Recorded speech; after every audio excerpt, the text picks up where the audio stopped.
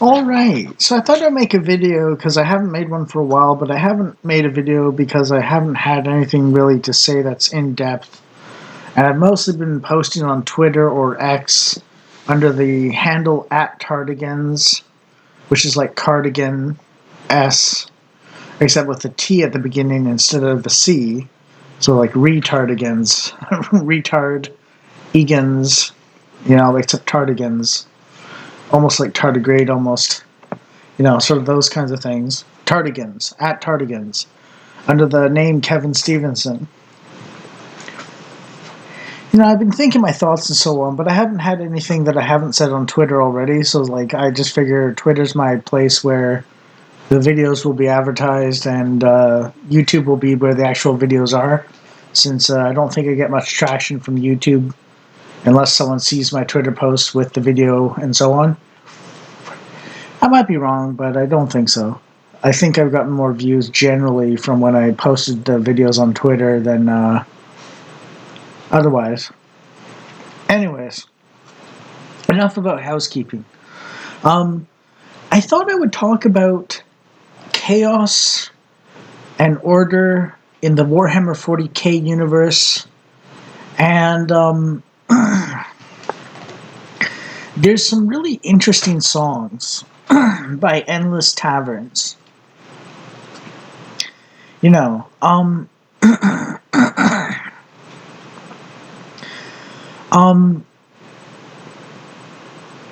do I put this? There's a really interesting song called Embrace the Chaos by Endless Taverns.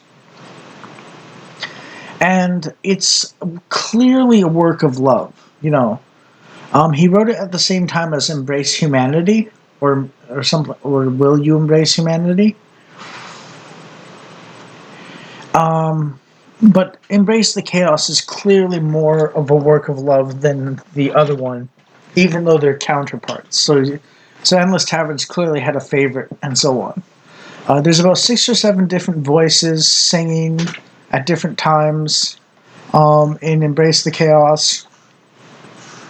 And it's really well done. It's just amazing, And I know that in Warhammer 40k, the Chaos Gods are uniquely evil and so on.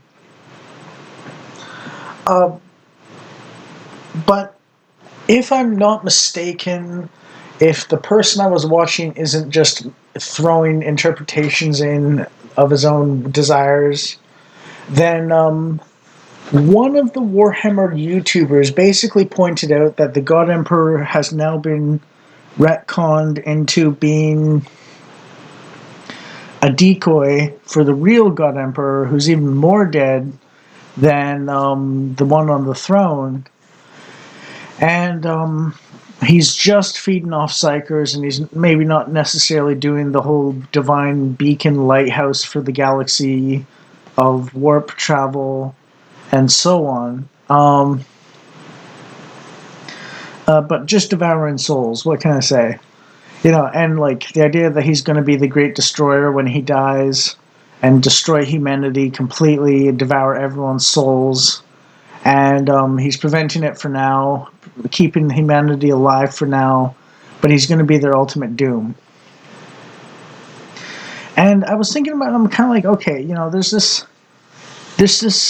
thing where GW tends to be left-wing, and it's kind of cool in a way that they're returning back to the grim dark, the really super dark stuff, you know what I mean? But at the same time, it's kind of gay and lame in a sense, where they're making the God Emperor to be just another Chaos God, basically. And more dangerous to humanity because, unlike the Chaos Gods, he's not necessarily foreign. He's a former human, even if he's like a god, a walking god or demigod or something like that beforehand. So it's kind of like, okay, he was cool and he was for humanity and he's the savior of humanity, but he's also its destruction in the end, and that's inevitable, and so on. And it's kind of like they're trying, sort of, it seems, to taint the God Emperor but at the same time they're returning back to grim dark. And like the 1990s grim dark was like the God Emperor is a corpse, and chaos and all these monsters and stuff are encroaching on every territory, and it's a tooth and nail fight for survival. And we know whose side we're on, but at the same time, we're so beset by hordes of demons and orcs and elves and walking robot mummies and bugs that want to devour all life on the planet and the galaxy, and so on. And instead, it's more like cosmic horror where no matter what side you're on, your soul will be devoured by your divine ordering principle, and so on. So, literally, no matter what side you're on, you're going to be devoured, and so on. And it seems to me like the left is going to kind of start construing the idea that the cause consumes in every situation. You know? So they're going to be like, well, you're no different than us as we start winning, basically, in the right wing and so on. And it's like, okay, okay, that's an interesting game we can play. Order is as consuming as chaos. Okay, I mean, I can see how it's possible on some level at times. But, I think the order that consumes is making us soulless, bloodless husks and bugmen in a too safe society. Not that I want to go to, like, black ghettos or something like that, but I mean, like, you're not even allowed to get into a fist fight as children and, like, just learn to respect each other because you've punched each other in the head and could take it without crying. You know what I mean? That mutual respect of you fought me, I fought you. Okay, we kind of took hits, both of us, from each other, and now we're kind of like, we worked it out, and we're like tired, and like we don't feel like fighting anymore, but like, hey, you stood up for yourself, I stood up for myself, kind of like shake hands kind of thing at the end or something. Maybe not necessarily, but you know what I mean, that kind of general possibility, the bros code, basically, even if you're fighting each other.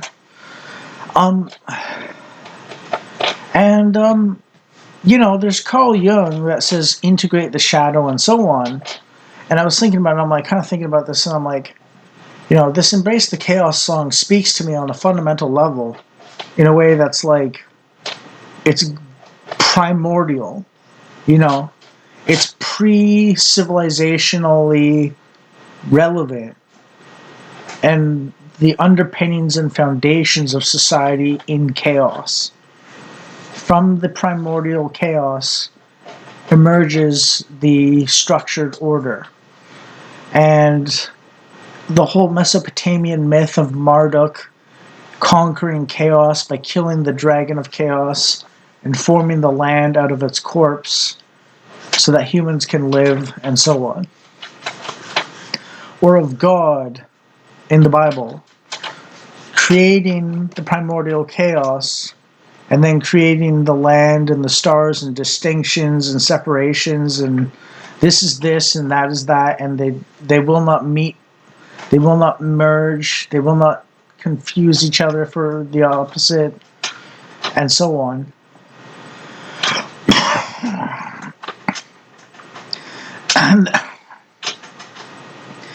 And then I was thinking about the post-World War II consensus that Jonathan Pageau was talking about and Nick Freitas was talking about,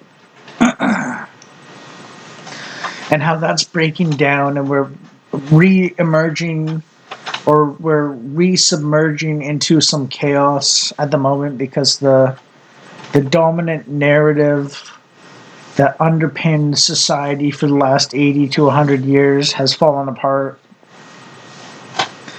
And like, one of the things I said on Twitter was, we need to learn to be dangerous again and to wield the primordial forces of chaos and conquer chaos by force. and that doesn't necessarily mean like just like punching people, but that's like part of it for like taking down migrants that predate on children and so on, or predators on children and so on. That is part of it, but also like learning how to deal with women's shit tests and woman moments in the longhouse that Oren McIntyre talks about, or what Sargon talked about in his recent ACAD Daily, AKKAD Daily video, and like being psychologically resilient and strong in the face of uncertainty and so on.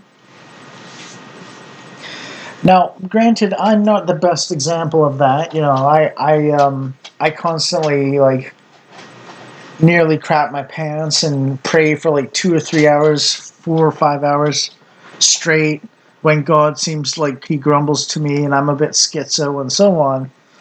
But when it comes to earthly matters, um, you know, I mean, I'm the kind of guy who's actually done this, gone through like 35 stabbings, basically, or like 35 slashings and stabbings, to pay for past wrongdoing, and that's a little self-sacrificial and like self-flagellating and so on.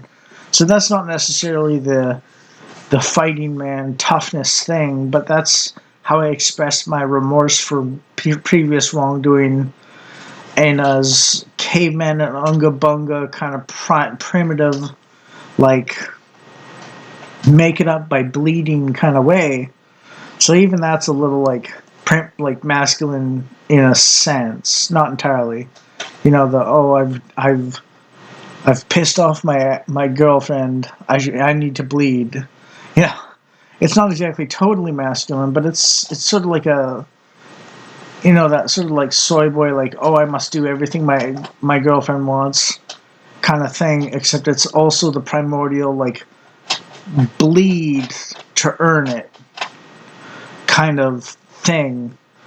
But anyways, I've also done things that are very masculine completely, like prepare to fight a muscle-bound steroid user raging at like some skinny guy and two women who clearly couldn't handle him and were like trying their best just to have a nice day and like enjoy life and so on, because he was being a raging jackass and like trying to intimidate them and so on. So I basically told him to shut the fuck up, and basically told him he's laughable and like no one wants him here and so on, and he just basically like fucked off.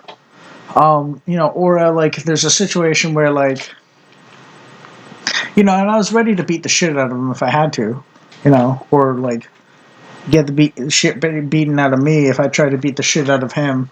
But like, I would have made him hurt, whether I win or lose, But he was like twice as big as me or something, or 1.5 times as big as me. So like, I'm a pretty big guy for my size, my height at least. I'm wide set, barrel chested. I've got a tough build.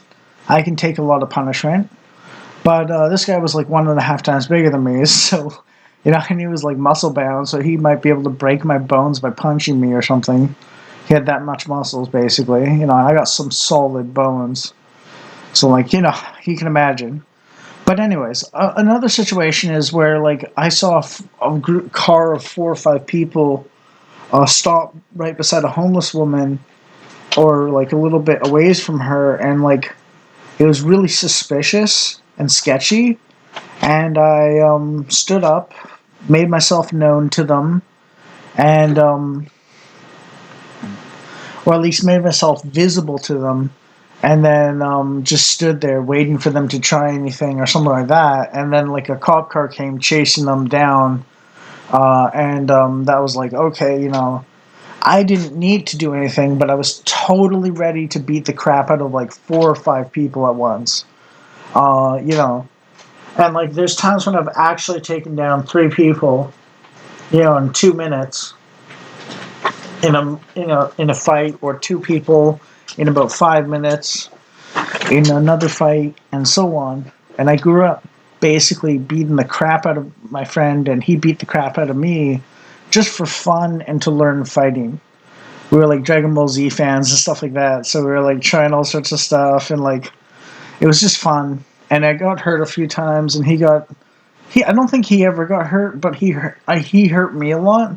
But I was mostly focusing on learning how to defend against hits and like trying wild things and so on.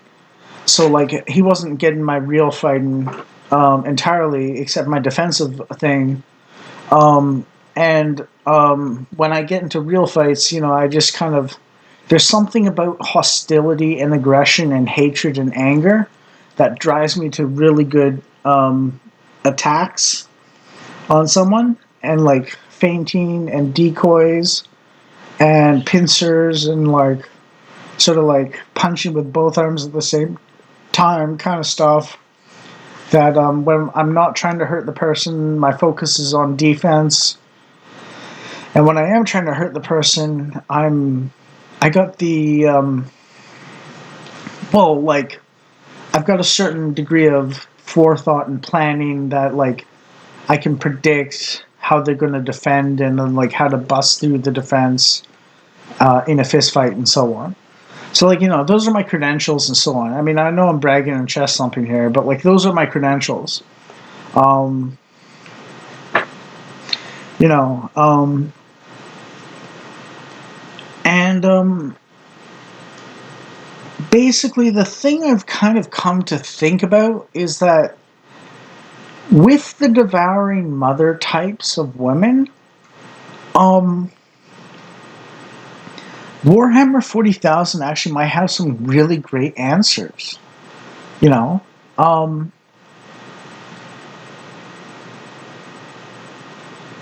if the woman is Slanesh, the devouring mother, then you need to be Segarak or Chegarak or Kegarak. I don't know how to pronounce his name, but it's the same. It's the same kind of character as Sheo Gorath, except Warhammer 40Kified, Kegarak or something. I think they both come from a Celtic or Irish or Welsh trickster god.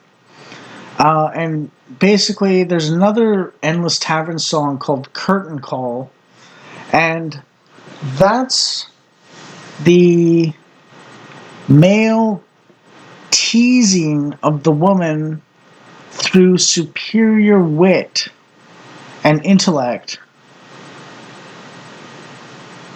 when she's acting like the devouring mother.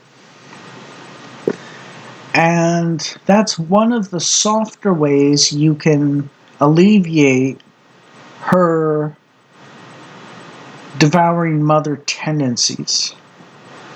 And I know it's sort of like, the curtain call from Endless Tavern song has like Slanesh saying, you could be in my bed and so on, and with the devouring mother, that's if she's devouring enough, then that's a real possibility for the children if they're boys. You know what I mean?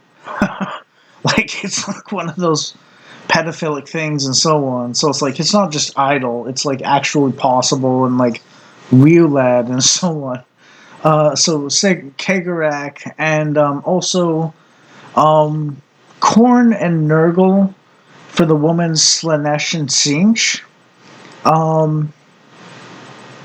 Is like a real kind of version of how it can play out. And I know that the woman tends to have certain roles and so on, but like for instance, Slanesh is in one form. I saw a version of the four Chaos Gods as Greek deities or something, or like Middle Eastern deities or something, like a pantheon of gods, and like they were in a healthier form, basically. And the Chaos Gods of Warhammer 40K are basically like the God Emperor is basically Christ or something like that, or Yahweh or something, and the Chaos Gods are basically the pantheon gods or the pagan gods of the previous religions, and so on. So it's like, and the one difference between them and the actual previous religions is that the God Emperor is not omnipotent, literally, even if he's in the same mold as Yahweh or Jesus Christ. And there's a few other characters that are like Vulcan or um, uh, Malkador the Sigillite, um, and John Grammaticus and Sanguinius and so on that represent shards of Jesus, kind of the way Frodo represents the priest, Gandalf represents the prophet, and Aragorn represents the king in Jesus Christ, and so on. So it's not necessarily a one-to-one correlation, but there's aspects given to each character that represents Jesus Christ in his fullness. Anyways, so it's like, what if Jesus Christ was not omnipotent, all powerful, and so on, and was facing the pagan gods as basically in his incarnate form, and so on and so on. And when he was crucified, he didn't rise to heaven into full glory and power, but was on a similar competitive level to the pagan gods that he was castigating. Yeah, so that's what Grimdark and 40k is like in a way. But at the same time, they're kind of changing the game with making the God Emperor an all-devouring chaos god himself, basically, by the end of the cycle of the galaxy and so on. So, I'm thinking, okay, Carl Jung, integrate the shadow, take the primordial chaos that Jordan Peterson talks about, the yin and yang, the feminine and male, masculine and feminine, and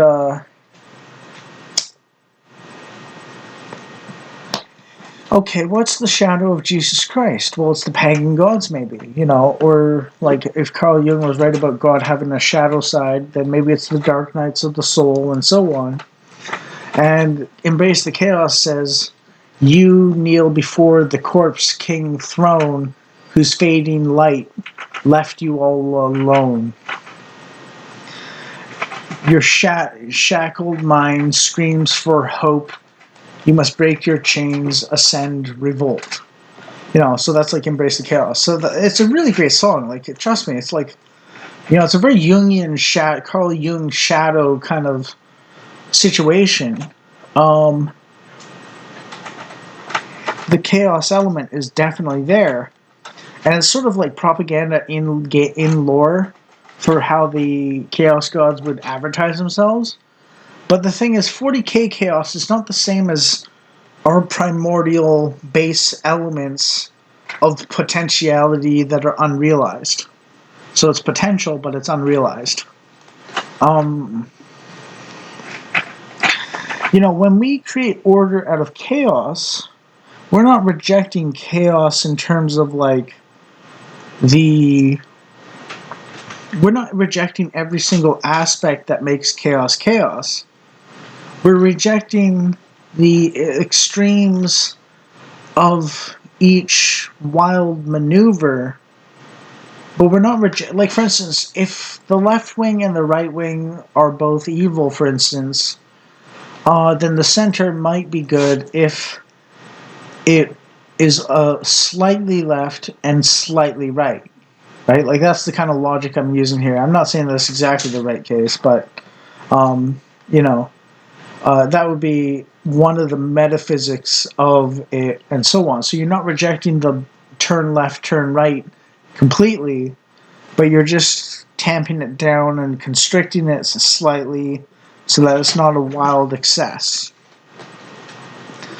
And that's Plato's golden mean, or the middle ground, and so on.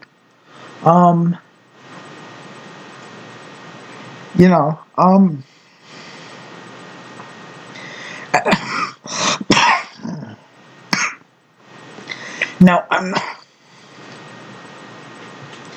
Now, I don't have an omnibus on every single detail of chaos that can be ordered properly with some similar aspects to each chaotic stance. But I'll give an example for 40K to kind of understand the logic of this is enjoying what you do is like Slanesh, for instance. I know that's not exactly true, but hear me out on the general direction, right? So enjoying what you do as like a valuable, insightful, and edifying kind of thing is like Slanesh's non-chaos side of things. And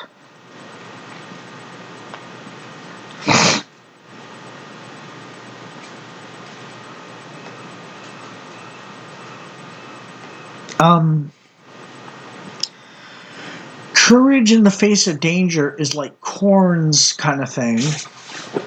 And cycles of success and failure, life and death, old growth and renewal, embracing the grind's ups and downs is like Nurgle's.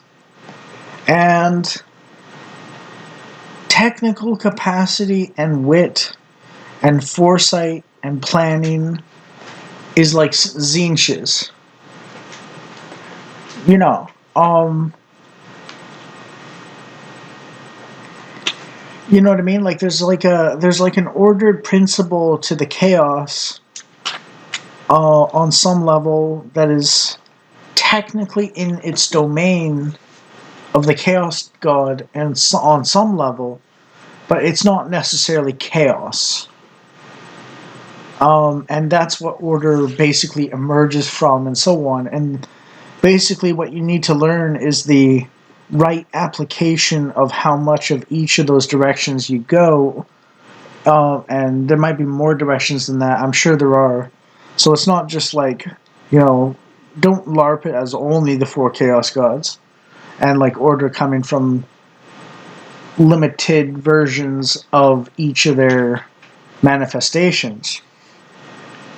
But that's my simplified way of explaining it. And the details, the devil is in the details on how you proceed with the various manifestations of the human experience in its depths. And that's one of the things Integrating the Shadows about, is recognizing the darker side to things. And it doesn't mean just evil. So don't get me wrong. It's not like, you don't have to explore what it means to be a child rapist. But like you might have to explore Travis Bickle of the movie Taxi Driver to understand how dark it can get, and so on. And you're still better than the child rapist, even if you like slaughter a bunch of pimps and drug dealers and Johns and so on who are trying to kill you back to prevent you from rescuing that child prostitute, and so on. You know what I mean? And like Taxi Driver is not a warning against rescuing children from predators, no matter how much the left claims it is. It's a exploration of how unhinged modernity makes you, and so on. One of the videos, I can't remember which one, basically says something like, all through the movie, Travis Bickle sees reflections of himself, and then after he rescues that one girl and becomes a hero and so on, there's no reflection of anyone in the view mirror that he sees in the camera shot. And the thing I would say is that's related to Bishop Robert Barron's caveat and say, which is caved in on oneself. So during the beginning of the movie, in the middle and near the end, he's focused on himself. And now, after rescuing that girl and becoming a hero, he's not obsessed with his own legend because he's actually got something under his belt that he can feel proud of. And he's focused on the world at large in its reality. If that makes sense. So becoming a heroic individual who genuinely helps and serves and protects others from evil and so on, and success stories in that direction, or like genuine service to the well-being of others and so on, keeps you from obsessing about yourself. And what C.S. Lewis says is that humility is not thinking about less about yourself, but thinking about yourself less. And that mirrors Taxi Driver on some level, I think. That's a good way to interpret it, I would say. That you're not thinking of yourself as much. You're not thinking you're a pile of crap. You're thinking about yourself less often and more about other things and so on. Personally, I have trouble with that. So, like, don't get me wrong. I'm not saying I don't know how to actually do that necessarily myself entirely. But I'm at least self-aware a little bit, so like alleviate some of the issues and so on. Anyways, if you need a LARP to be a good parent or father or husband to a hyper feminine woman who's a bit of a devouring mother, my suggestion is the Eldar Laughing God. And Endless Tavern's Curtain Call is a good way to look at how that one would approach. And the God Emperor of Mankind, sort of in a sense, minus the Reddit tier atheism. Or Gilliman. I know people like to snark on the Blueberry Marines, but the Ultramarines are pretty. They're almost a Mary Sue chapter of Space Marines, but they got some good stuff going for them that's legit. Or you could be like Dorn, or you could be like the Lion, or you could be basically any of the loyalist Space Marine Primarchs. And you want to look at their various qualities and pick like 3 of them that you exemplify in attitude and ways of being and so on. And or 4 of them or something like that. And you want to have the qualities of each of the 9 or 8 loyalist Primarchs.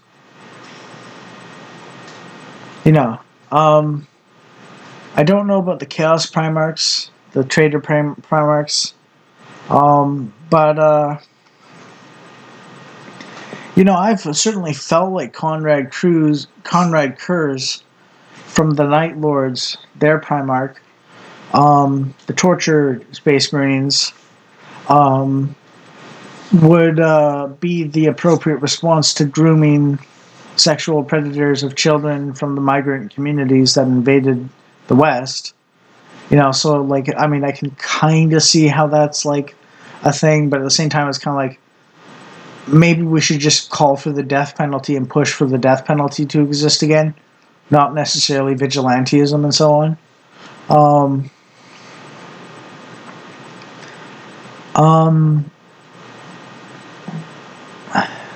What else? Okay, so Curtain Call, Endless Taverns, Embrace the Chaos, Endless Taverns. So Khorne, Nurgle, the Laughing God of the Eldar, Kagarak or Cedric or whatever, Cegorath, sorry, not S, TH at the end. And Lift It by Endless Taverns are good songs. They got a bunch of them, but those are the 3 that I would suggest for someone who wants to be masculine.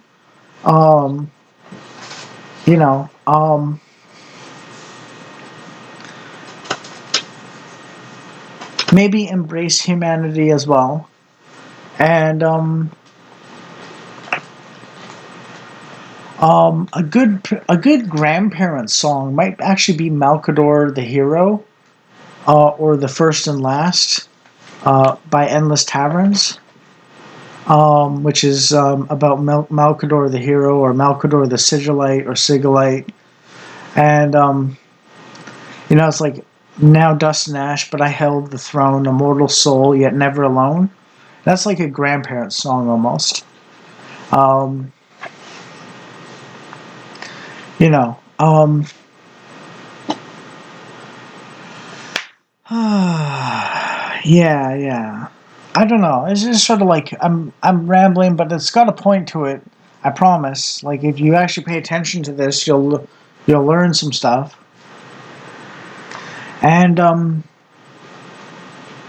let the woman be Slanesh and Zinch and Isha, Isha, in Nurgle's garden. You know, um, so there's three goddesses or like deities. Isha is the Eldar goddess of healing and health and vitality, and she's stuck with Nurgle, the rot and disease, but also life, chaos god. And Khorne and Slanesh are the god of like fighting bloodthirstiness and excessive pleasure seeking, respectively. And Zinch is like the mind games twister of words and stuff like that, or the world. And like the woman is kind of like a Zinch kind of character in a sense. A woman typically is in some ways. They play mind games, and they're not necessarily solid on logic all the time. Hence the woman moment thing. And the Primarchs, individual aspects need to be embodied, at least the loyalists. And that's for the men. And Gilliman's father and mother figures who raised him when he was a child before the God Emperor found him is a good public persona of parents, basically. So they're actually good role models in a sense.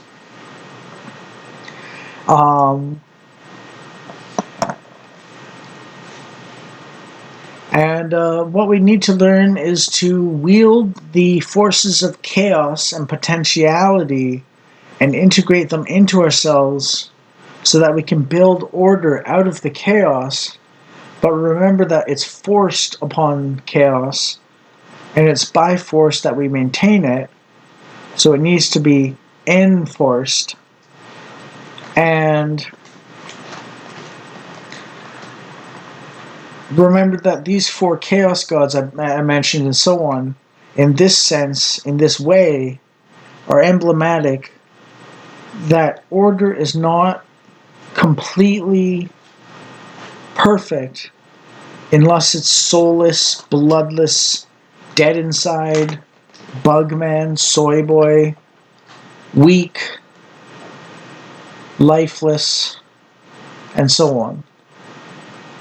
So you need an element of the chaotic in order to make life worth living, or else you get the Mouse Utopia experiment. And if you look up the Mouse Utopia experiment, you'll find out that pure order and prosperity leads to a total collapse.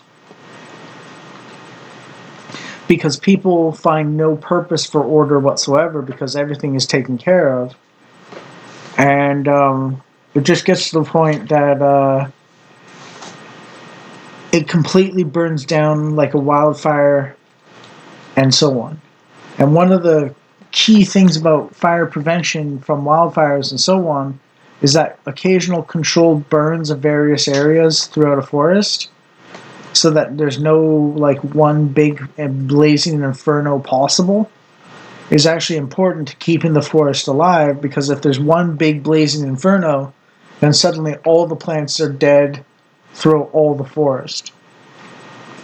So you burn parts of it so that they recover eventually through the other areas leaching, or not leaching, but feeding into that area again, and so on.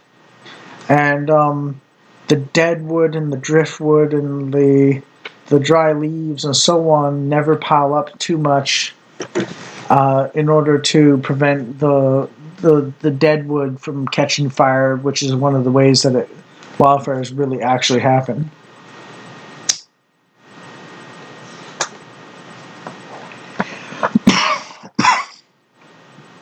So yeah. So yeah, again, like, you're not necessarily saying you won't go left, you won't go right. You're saying you'll contain how far left or how far right you go, in a sense. I'm personally fairly right wing, but there's a few liberal things I still believe in on some level, or at least I'm pretty sure they're liberal. But one of the things I like about the right wing is that it doesn't necessarily have to be labeled liberal, but I choose to label it classical liberal reactionary as myself, because I want to codify it in a way that people can look at and go, okay, that's what he is. The reactionaries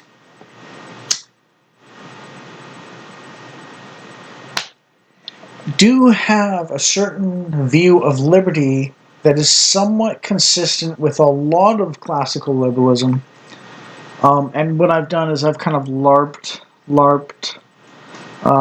liberalism and reactionaryism together, whereas reactionaryism covers most of what liberal reactionary does, and it's sort of like a ever so slight difference in emphasis than reactionaries, pure reactionaries.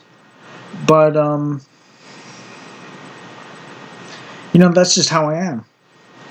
And reactionaries are very liberty oriented for natural things and so on.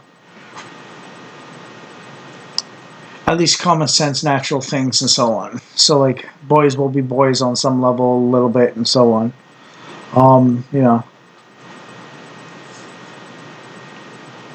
Anyways, yeah. So that's what I wanted to say. I hope you enjoyed. I hope you learned. I hope you got something out of this. If you don't know what masculinity is, then I hope I provided some insights into some of the worldview or philosophy or like aspects that you need to learn to embody on some level.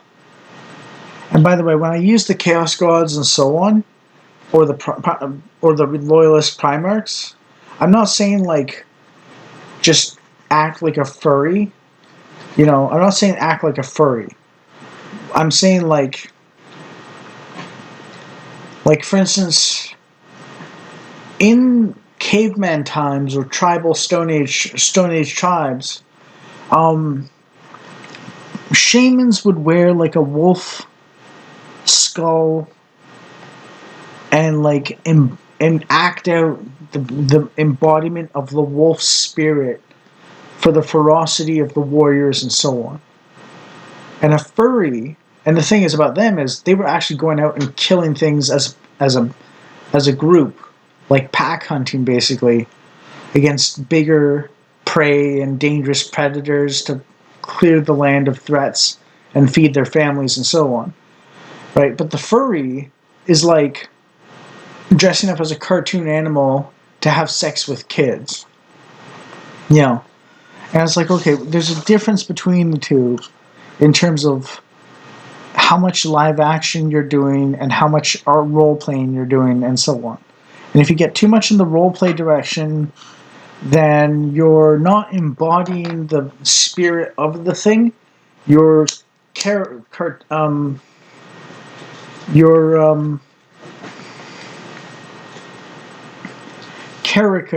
it. And to embody it means live action. So you have to find the real connection of those things on the real human level that exists within you genuinely. And you can be forgiven for making mistakes and so on, don't get me wrong, but you should really focus on embodying and living out the real aspects that are relevant, and not just claiming and going like, oh, I'm a empath, kind of like, oh, you know how people feel by looking at them sometimes. Okay, well, doesn't everyone mostly? Well, it's like not special. So don't like don't totally role play it. Live action it. Basically, is my only warning. And some people will get that, and some people will try and fail, and it's like, okay, it's a little silly, but think about it, meditate on it, sort of, and learn from these aspects of humanity and so on. Anyways, that's all I got. Hope you enjoyed. Hope you learned something. Hope you got something out of it. And yeah, it's a bit long, but I felt like I had to say this because it's like a serious thought of mine and so on.